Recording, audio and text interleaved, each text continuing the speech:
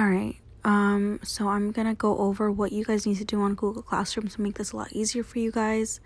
So I need you guys to download Classroom and Google Documents on your phone, and then you're gonna open Google Classroom. So once you open Google Classroom, that should be the page. I'm gonna go over Memoirs Lesson 3 because that's what's due this week. You're gonna click on your work, and you should have that Google document pop up, and that's what's due this week. So you're gonna click on that, and it should open up. And then the way that you edit, there are two ways. I'm going to show you both. So the harder one goes first. You click the pencil,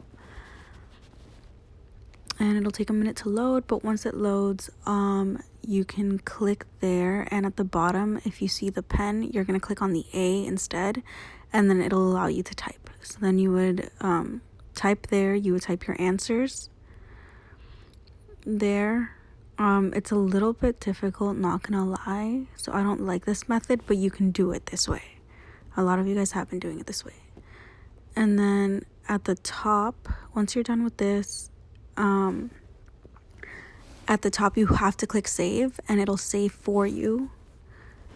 And then once it saves, you exit out of that, it'll take you back, you click the X, and then you'll see the PDF it says edited there, and that's what I'll see when you guys turn it in.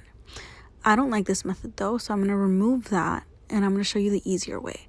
So once you have Google Documents downloaded, there's a way easier way to do this. You open your document, and instead of clicking the pencil, you click that little like square with an arrow there, and it'll take you to the Google Documents app, but you have to have it downloaded.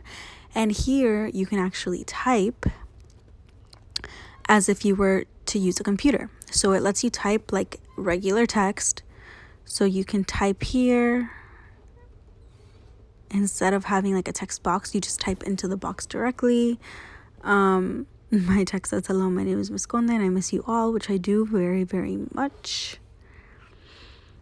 So then you type there, and you have the opportunity to keep working on it, to edit it in your own way. It's a lot easier to use this version of it.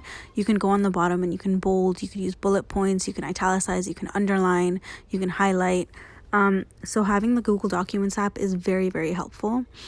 Once you finish typing everything in, you have to click at the top. I'm getting to it. You have to click that check. So once you click that check mark, it should save automatically. You go back, and then you'll exit Google Documents.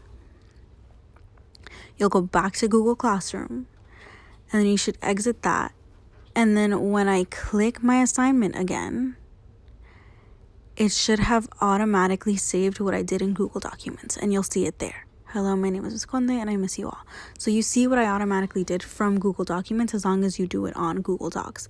Then after I'm done, I just click submit or turn in. I click turn in one more time, and it should pop up saying assignment turned in. If I want to unsubmit, I can click that, and unsubmit just means that I take it back and the teacher doesn't see what I did.